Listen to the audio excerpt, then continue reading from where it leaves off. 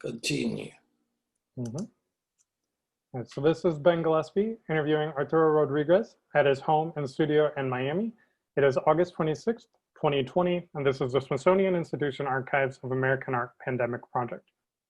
Arturo, could you tell me about how your life and work have changed since March of this year? Well, it started like a big surprise. It really is like for everybody else. And then I start seeing that the whole world was affected by this virus. You know, in my case, I'm a high-risk person. I had high blood pressure and I'm 64 years old. My wife is also very high. She's asthmatic and she's a cancer survivor. My other two people that I see is my sister that is 69 and my mother is 96.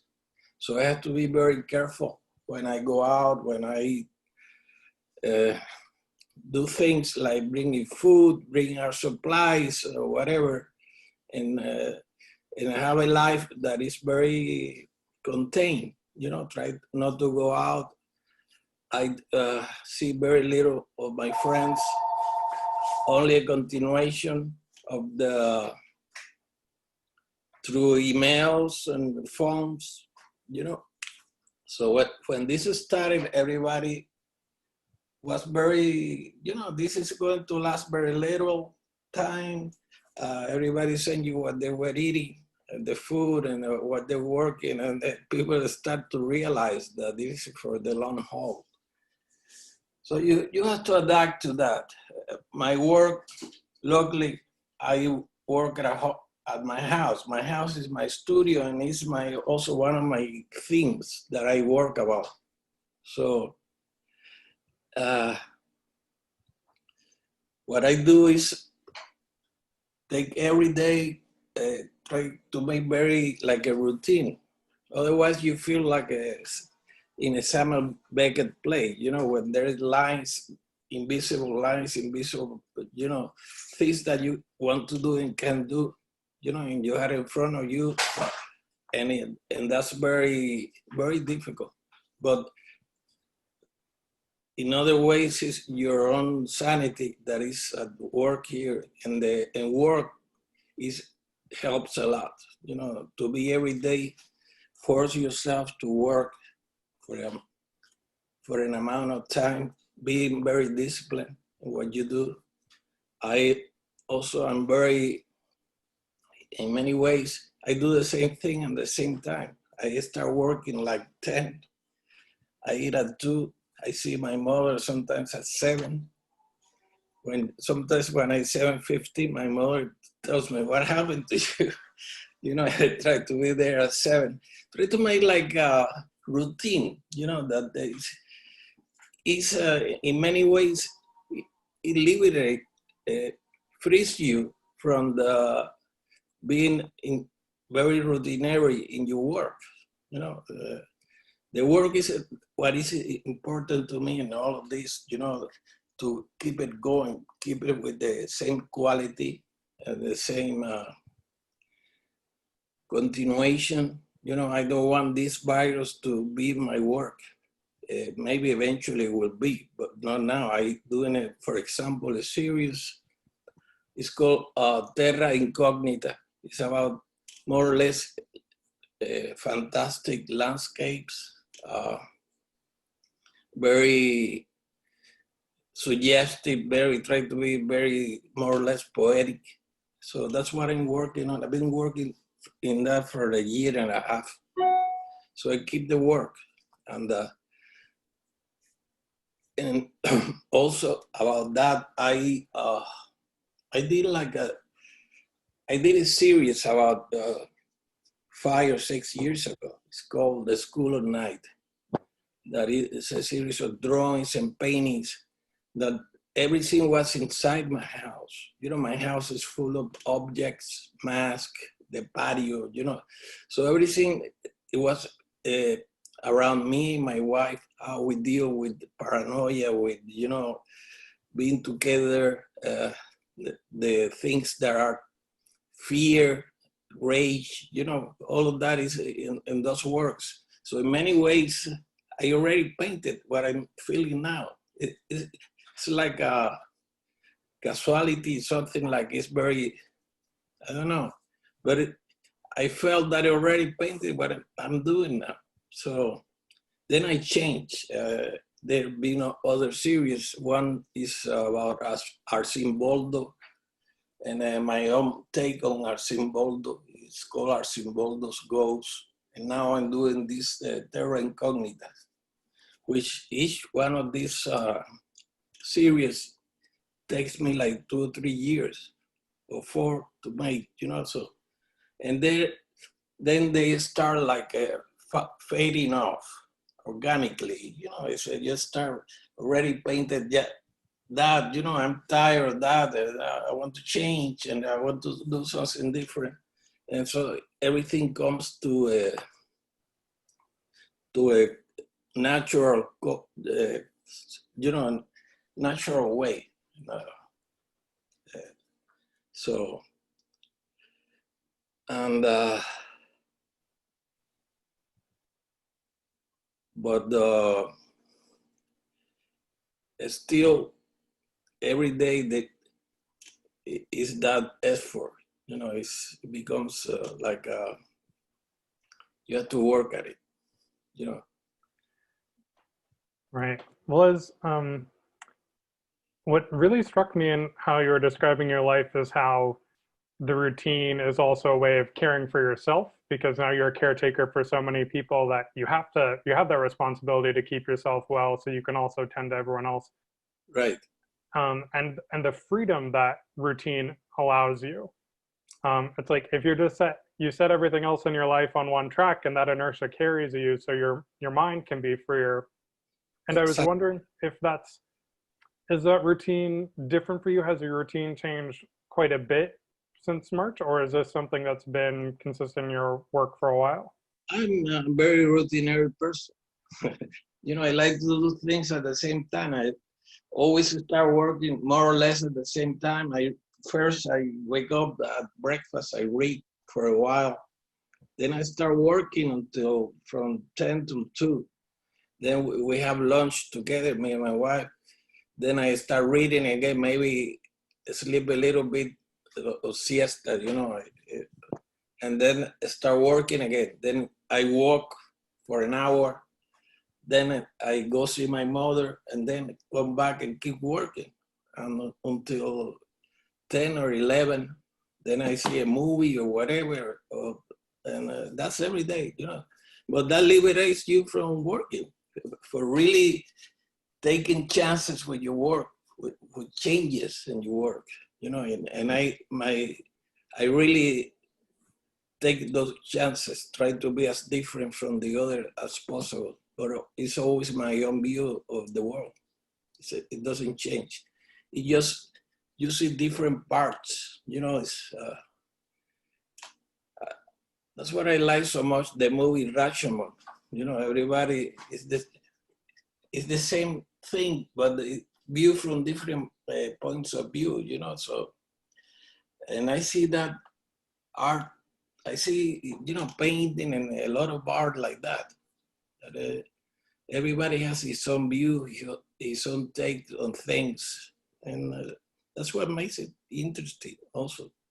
And that takes great moments and great failures also. You know, sometimes that's not good. You know, so you have to destroy, but you have to keep going. And that is struggle every day within your daily life, but also with your work. You know, what you're working on, what is happening. You know, it's how can I make this new? How can I, you know, change this and that? And that's basically it.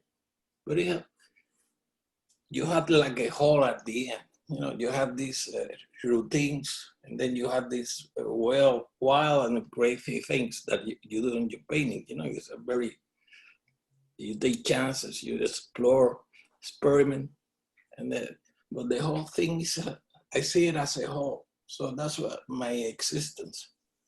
And in many ways, this has helped me to deal with this virus because because of my work, I'm a it's a lonely work. You know, I by myself, I'm not a social person. Usually, I always working. I always thinking about work. And when the years, as I grow older, it's more and more. You know, it's the only interested.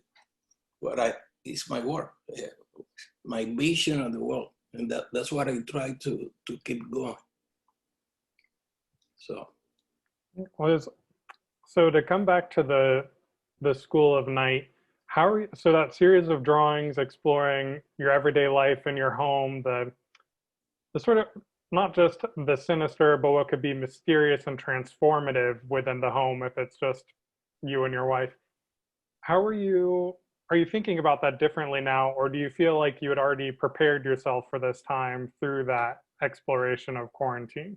Let's call it a promission. Well, you know, I was doing it without knowing it. You know, and then I was surprised how this was going to see like the work. You know, a School of Night is because I wake sometimes at night, and it's a very special hour. You know, they call it the hour of the wolf, the Romans, and it's a lot of connotations at night. That's also another part of my routine. You know, I don't sleep well, but and how you feel, you know, when you're the silence, and how you feel it's the hour when everything comes out, and you know, people die, people are born, usually the devils and that's when they come out or whatever. And so the thing fascinated me. So that's when I started to get all this together. I have a big collection of masks and objects, and to me they are more like props. You know, I'm not interested in whatever the meaning they have. I have a lot of African and Mexican and Balinese and stuff, and but it's not from an anthropologic view. They are like props, so they come out on the paintings. You know, I put them big. They part of people. They become people. You know, so all of that's things come out on the work. So I did this some of like 40 or 50 drawings, and then like 25 triptychs based on the same thing through 2 or 3 years. And that premonition is when this all started to happen. You know, it started to make me think, you know. But I don't ask why, or, you know, I was a visionary or anything. It just happened. And that's, I mean, so interesting to have that sort of the alienation, but also the theatrical and the fantastical, and these domestic nocturnes, you know, celebrating how, or exploring the ways in which night can change our views of the everyday of the things we experience and are so familiar with. And then I'm wondering, how is that shaping your thinking at all with the Terra Incognitas and thinking about fantastic landscapes? So going from the domestic and the very intimate to the wider world. Exactly.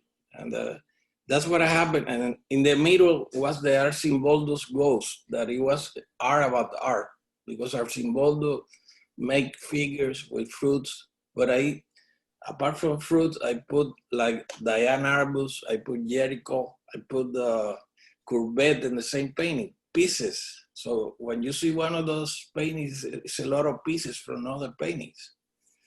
And that I spent also like 3 years doing that. And then the Terra Incognita is different because it's more about landscape. It's more about it's also personal because a lot of the figures, me and my wife, you know, like in boats with brooches and with it's about art also, but in another way with easels and boats, and it's based on 3 books also: Moby Dick, Journey to the End of the Night by Celine, and Heart of Darkness by Conrad. So I mix them together. It's kind of very complicated and crazy, but it makes sense. So a lot of them are triptychs. Each triptych is based on the School of Night.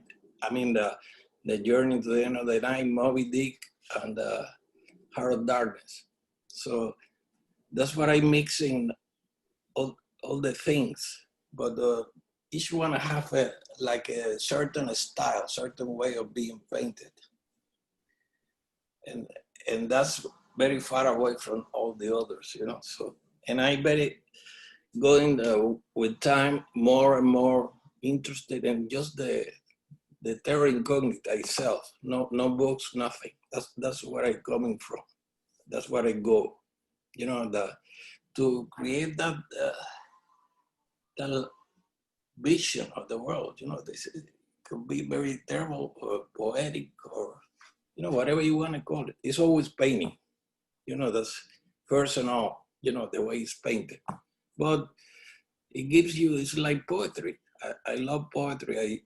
One of those readings in the mornings, always I read 2 or 3 poems, different people. And that helps me to create images, to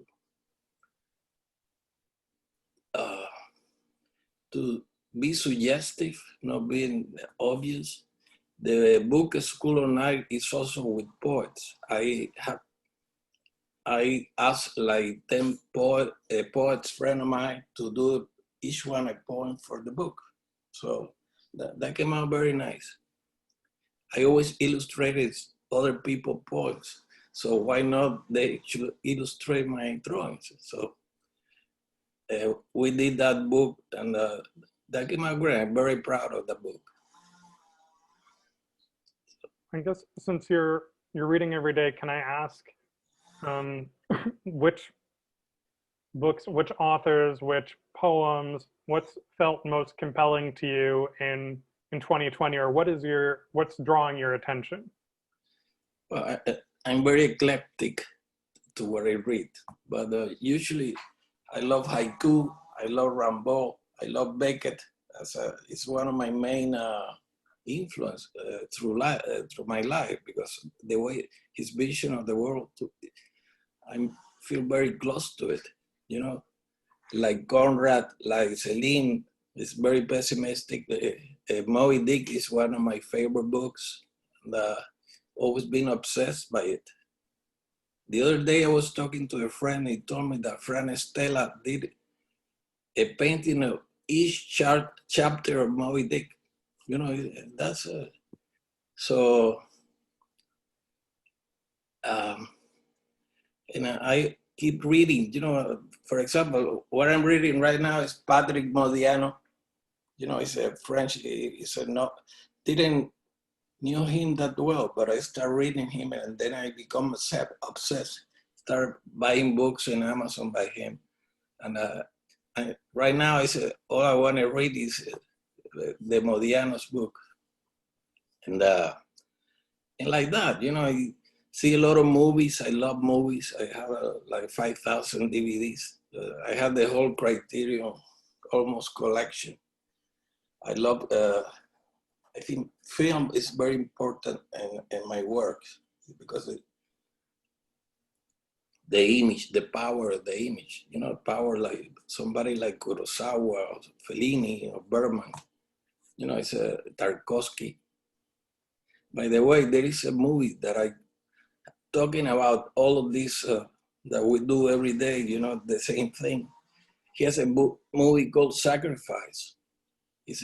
I highly recommend it. And there is a part that a father is talking to his son, and they just planted a tree, and he's watering the tree, and he tells the son, there is a a legend that a monk from a monastery,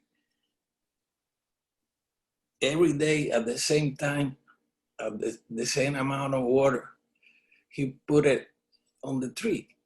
And if he did that, something had to change in the universe. You know, that thing that you do every day, you know, that's a lot of wisdom in there. And that influenced me also a lot. That thing, I saw that movie when it came out, 20 years ago or so. And that always stayed with me.